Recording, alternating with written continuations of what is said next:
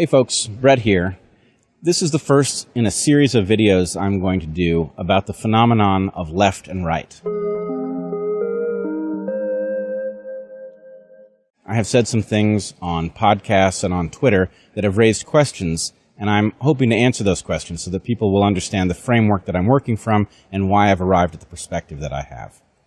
I should say I hear many people talking as if the terms liberal, progressive, and leftist refer to different factions and that one might partner with one and reject another.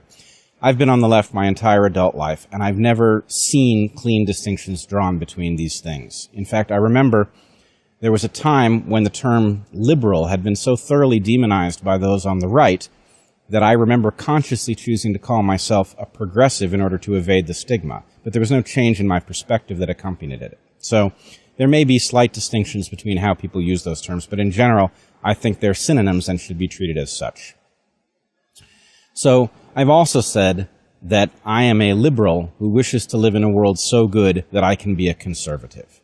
And that may sound paradoxical at first, or at least strange, but I think it makes a great deal of sense, because the core of liberalism is a desire for change. And if one's desire for change is an earnest desire to see things improved, then surely there is a state at which things have been improved to the point that you would hope to conserve the structure rather than alter it. At that point, you become a conservative. I don't expect to reach that place in my lifetime, but if we did, the honest thing to do would be for me to shift positions and say this system is so functional that we would be fools to change it.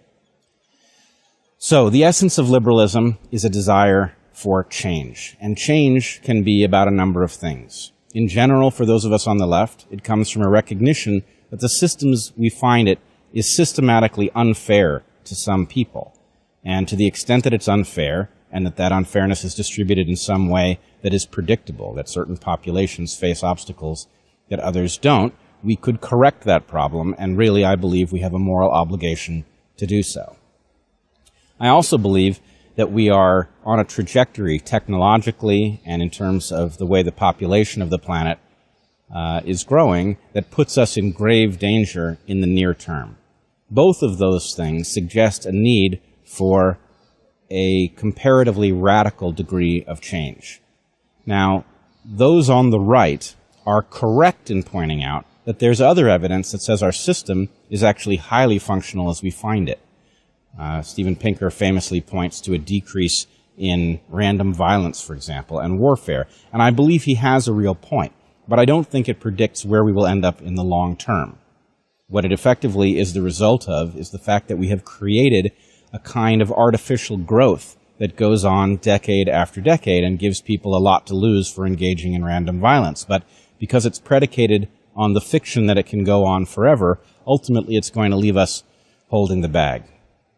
So yes, I'm a progressive, I'm a liberal, and I would like to see those of us on the left who have a rational perspective that's grounded in science and logic. I would like us to retake the left, to take control of it from people who are using it as a weapon, and to restore a rational dialogue of progressivism to the landscape.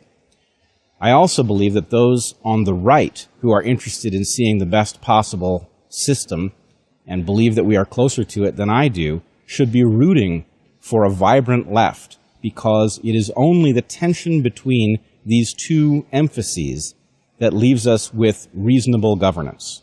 In other words, liberals tend to be overly enthusiastic about the idea of change, and they tend not to fully appreciate the unintended consequences of attempting to fix problems that are identified.